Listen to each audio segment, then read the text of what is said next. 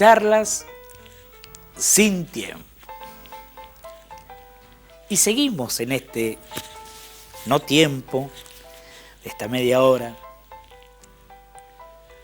recorriendo la campaña de Martín Miguel de Güemes de 1816.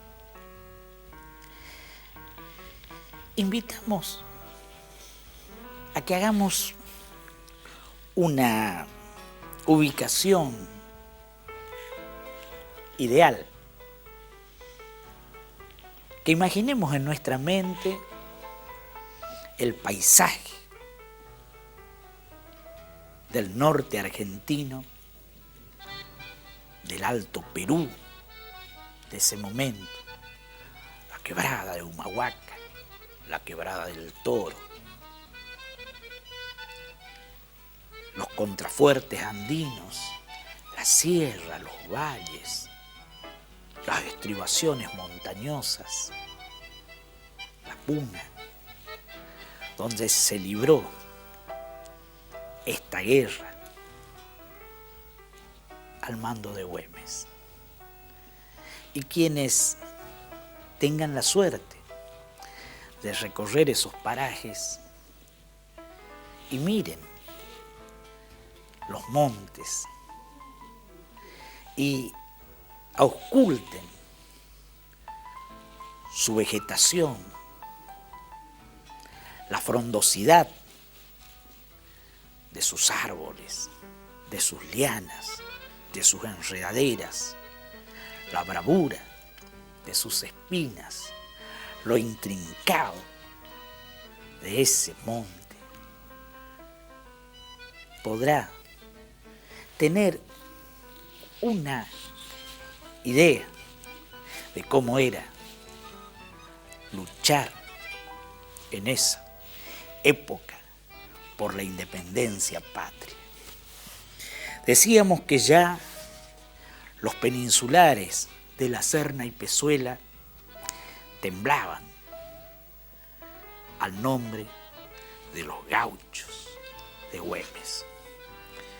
Dice Vicente Fidel López, Güemes tampoco cedía.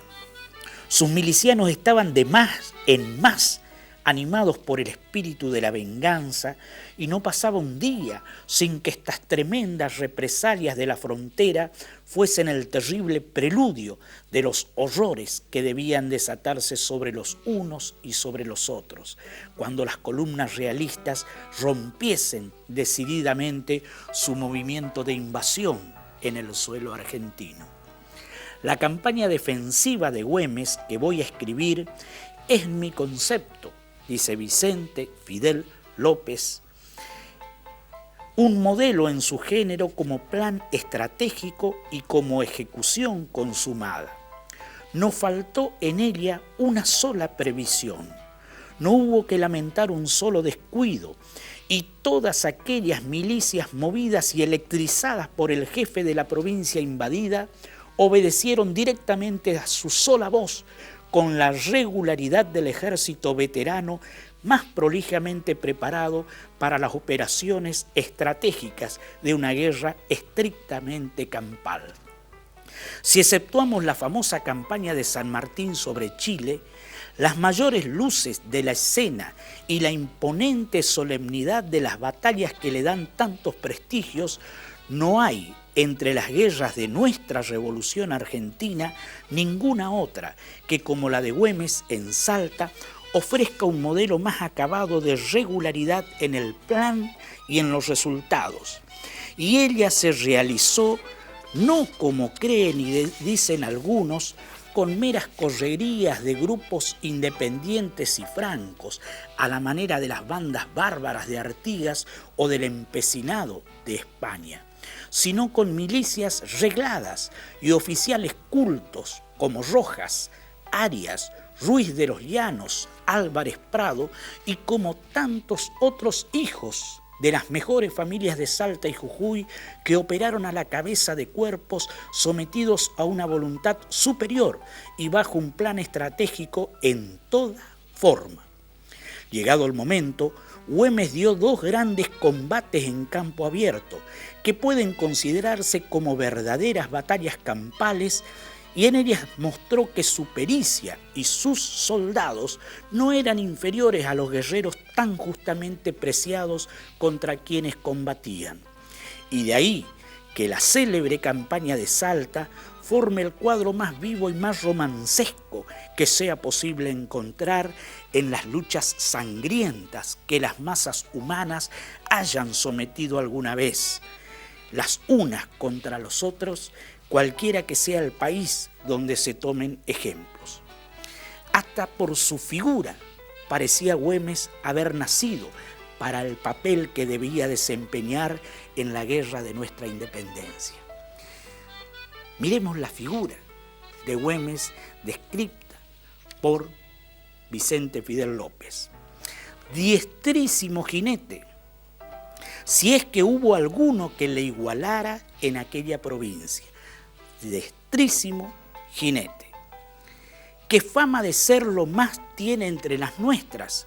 Todo contribuía a realzar en la suya el tipo perfecto de un hombre ágil, tan flexible como liviano para volar en alas del brioso potro que como un pájaro por entre las sinuosidades del enmarañado bosque y de la áspera montaña. Difícil es que nadie, sin haberlo visto, se haga cargo de lo que son los bosques de Salta y de Jujuy, de lo que son sus serranías. No es solo el árbol espinoso y garabatado, apiñadísimo en un desorden salvaje y sombrío, el que ocupa por leguas de leguas el terreno, levantándose en el llano y en las sierras a 30 metros de altura, sino la robusta maleza que crece, que se prende por los troncos hasta las copas, ligándolo todo con sus múltiples agarraderas en una extensión sin término. Allí, la vaquía es el instinto. Ojo, vistazo rápido como el relámpago, para dar a carrera tendida en la entrada y en la salida del laberinto, sin quedar trenzado entre las lianas o clavado en las formidables espinas que como punta de puñales rozan al jinete que cruza, que escapa o que ataca por las aberturas que caen a la senda por donde pasa el enemigo. Güemes era de una familia principal del vecindario de Salta, que, como se sabe, tenía título de ilustre y noble cabildo en la época colonial. Había hecho su aprendizaje de jinete desde niño, pero nunca había dejado de ser culto ni se había hecho gaucho bárbaro y montaraz como Artigas, dice Vicente Fidel López. Se puede decir que Güemes había nacido caballero, de estirpe y de instinto, y que su destreza admirable sobre el caballo era una de esas aptitudes que Dios reparte con la estrella misteriosa que ilumina la vida y la carrera de cada uno de los que sobresalen entre los hombres. Su talla alta y delgada se encorvaba algo hacia adelante con ese movimiento agraciado y ondulante del mimbre que el hábito del caballo da a la peculiar manera con que nuestros gauchos lo montan y lo manejan. Hermosa descripción. Releemos. Su talla alta y delgada se encorvaba algo hacia adelante con ese movimiento agraciado y ondulante del mimbre que el hábito del caballo da a la peculiar manera con que nuestros gauchos lo montan y lo manejan. Tenía la fisonomía vivaz, la nariz aguileña, poca barba como los hombres de temperamento bilioso, el ojo centelleante y maneras adaptadas, ya fuese que tratase con gentes cultas, con damas sobre todo, con las que era asaz cumplido, ya que se abandonase a la familiar originalidad con que sabía encantar y entusiasmar a los gauchos de Salta. Si hubiera de buscarse una prueba de su cultura y de su elevado mérito en todos sentidos, bastaría recordar que no solo fue el amigo íntimo del virtuoso y venerable general Belgrano, sino que el general San Martín, que en cuanto a conocimiento de hombres jamás se equivocaba, miró siempre a Güemes con verdadero afecto y con tanta estimación que fue uno de los primeros a quienes le escribió de su propia mano, notificándole su grande victoria del llano de Maipú. Hermosura. Si hubiera de buscarse una prueba de la cultura de Güemes y de su elevado mérito en todos sentidos, bastaría recordar que no solo fue el amigo íntimo del virtuoso y venerable general Belgrano, sino que el general San Martín, que en cuanto a conocimiento de hombres jamás se equivocaba, miró siempre a Güemes con verdadero afecto y con tanta estimación que fue uno de los primeros a quienes le escribió de su propia mano, notificándole su grande victoria del llano de Maipú. Vicente Fidel López, en Panoramas y retratos políticos, sobre Martín Miguel de Güemes.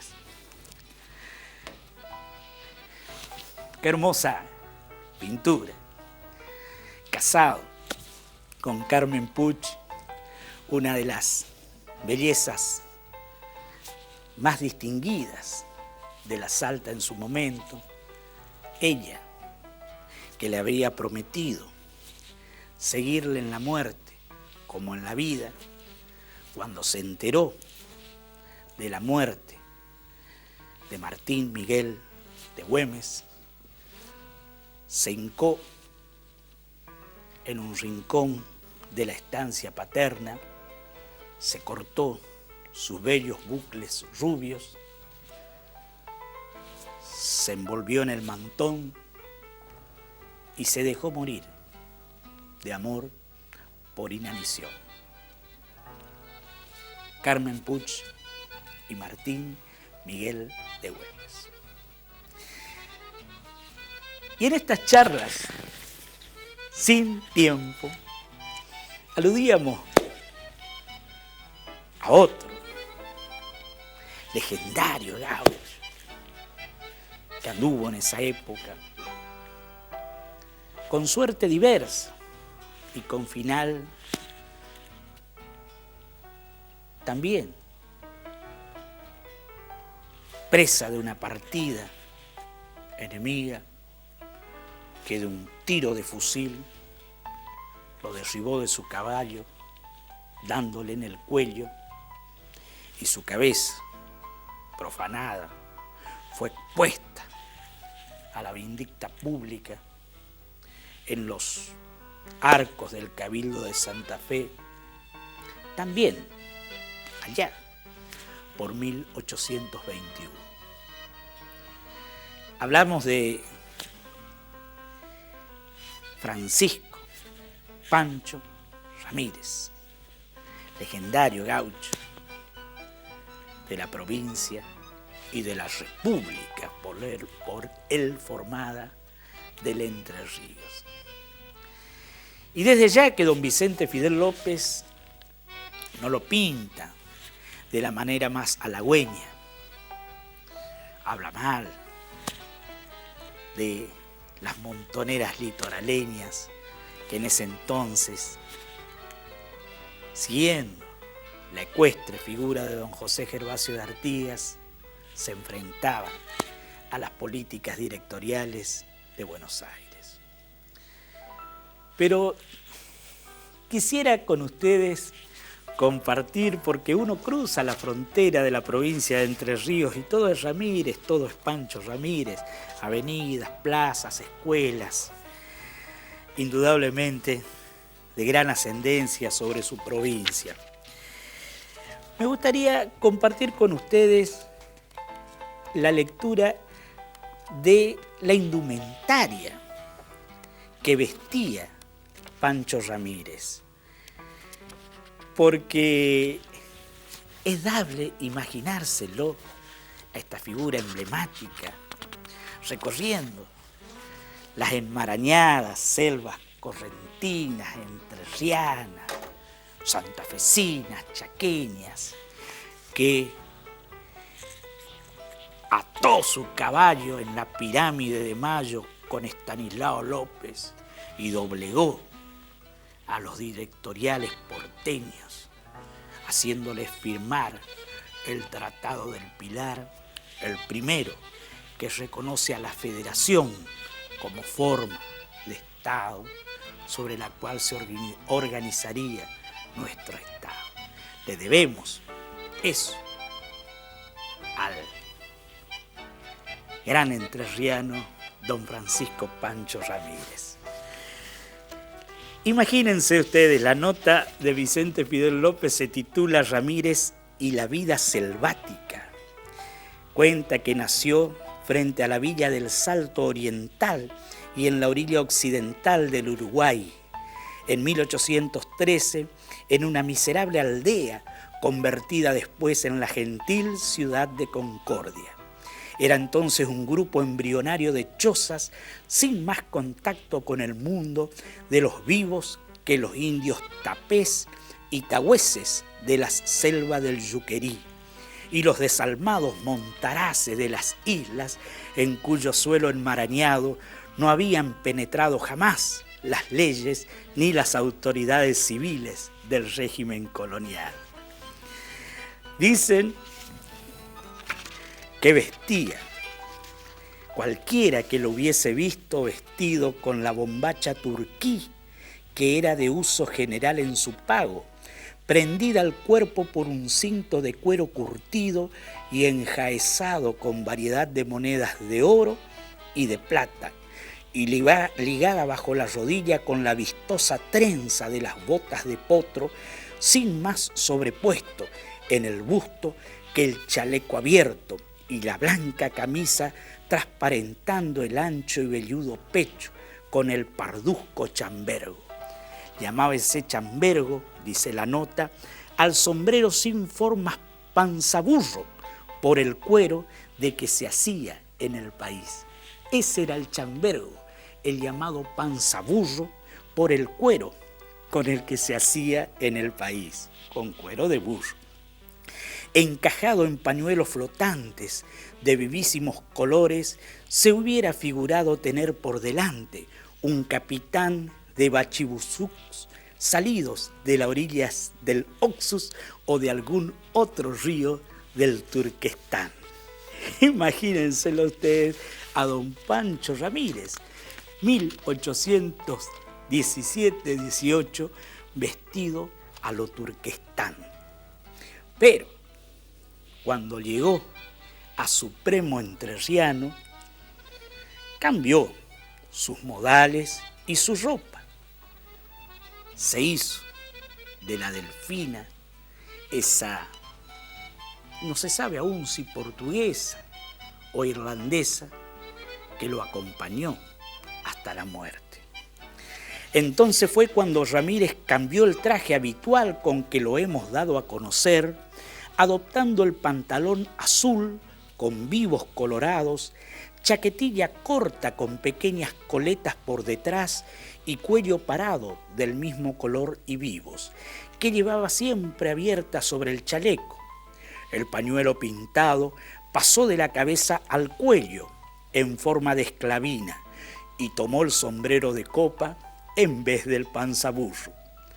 Inhabilitados estos caudillos de correría para usar el verdadero traje militar de los grados que habían usurpado, imagínense ustedes, Vicente Fidel López no es muy amigo de Ramírez en su descripción.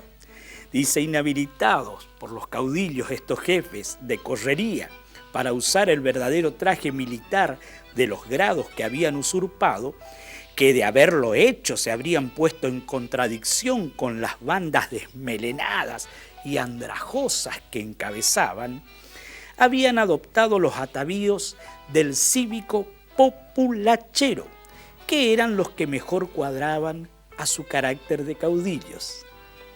Imagínenselo ustedes, así los pinta Vicente Fidel López.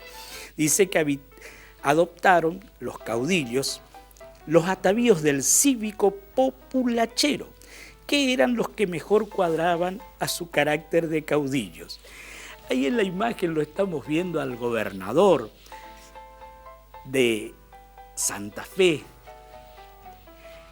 Estanislao López, porque cruzando la orilla del Paraná y adentrándonos en la vecina Santa Fe, todo es el brigadier Estanislao López, que según don Vicente Fidel no vestía como parece allí. Hablando en Montevideo, dice Vicente Fidel en el año 1854 con el general Lucio Mansilla, del traje que llevaba habitualmente el general Urquiza, que a su vez sabía también vestir el de general en toda regla, y el frac, nos decía: ese traje es el que usaba Ramírez cuando tomé servicio con él, y después han seguido todos la moda. Solo Echagüe, Pascual y Urquiza, Justo José, se han puesto entorchados militares en Buenos Aires y en los recibos o paradas. Estanislao López vestía lo mismo y creo que nunca gastó uniforme ni dejó el vestir medio gaucho, de chaquetilla y sombrero de copa con barbijo.